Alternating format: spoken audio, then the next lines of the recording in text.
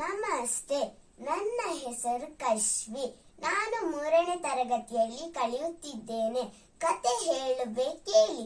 ಈ ಸ್ಪರ್ಧೆಯಲ್ಲಿ ಭಾಗವಹಿಸಲು ಇಷ್ಟಪಡುತ್ತೇನೆ. ನನ್ನ ಕಥೆಯ ಹೆಸರು ಇರುವೆಗಳ ನೀತಿ ಕತೆ. ಒಂದು ದೊಡ್ಡ ಆಲದ ಮರದ ಬುಡದಲ್ಲಿ ಇರುವೆಗಳು ಗೂಡು ಕಟ್ಟಿದ್ದವು. ಎಲ್ಲಾ ಇರುವೆಗಳಿಂದ ಚಿಂಟು ಬಹಳ ಶ್ರಮಜೀವಿ. ತಾನಾಯಿತು, ತನ್ನ ಕೆಲಸವಾಯಿತು ಎಂದು ಸದಾ ತನ್ನಷ್ಟಕ್ಕೆ ಇದ್ದ ಚಿಂಟು. ದಿನನಿತ್ಯವೂ ಚಿಂಟು ಆಹಾರ ಹೆಕ್ಕಿ ತೆಗೆದು ಮುಂದಿನ ದಿನಗಳಿಗೆ ಶೇಖರಣೆ ಮಾಡುತ್ತಿತ್ತು. ಮಿಕ್ಕ ಇರುವೆಗಳು ಆ ದಿನದ ಆಹಾರ ಸೇವಿಸಿ ಉಳಿದ ಸಮಯದಲ್ಲಿ ಹರಟೆ ಹೊಡೆಯುತ್ತಾ ಕಾಲಹರಣ ಮಾಡುತ್ತಿದ್ದರು. ದಿನಗಳು ಕಳೆದಂತೆ ಭೀಕರವಾದ ಬರಗಾಲ ಆವರಿಸಿತು.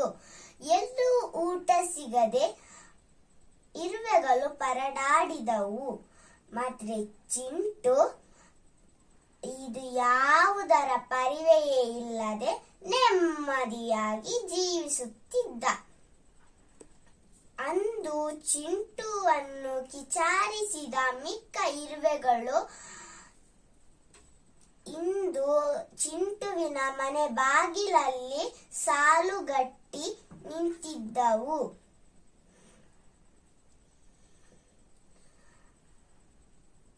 ಅಂದು ಹಾಲಾಗಿ ದುಡಿದವ ಇಂದು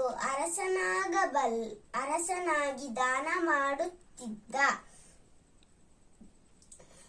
ಅದಕ್ಕೆ ಹೇಳುವುದು ಹಿರಿಯರು, ಹಾಲಾಗಿ ದುಡಿದವ ಅರಸನಾಗಬಲ್ಲ. ಶ್ರಮಕ್ಕೆ ತಕ್ಕ ಪ್ರತಿಫಲ ಸಿಕ್ಕೇ ಸಿಗುತ್ತದೆ. ಧನ್ಯವಾದಗಳು.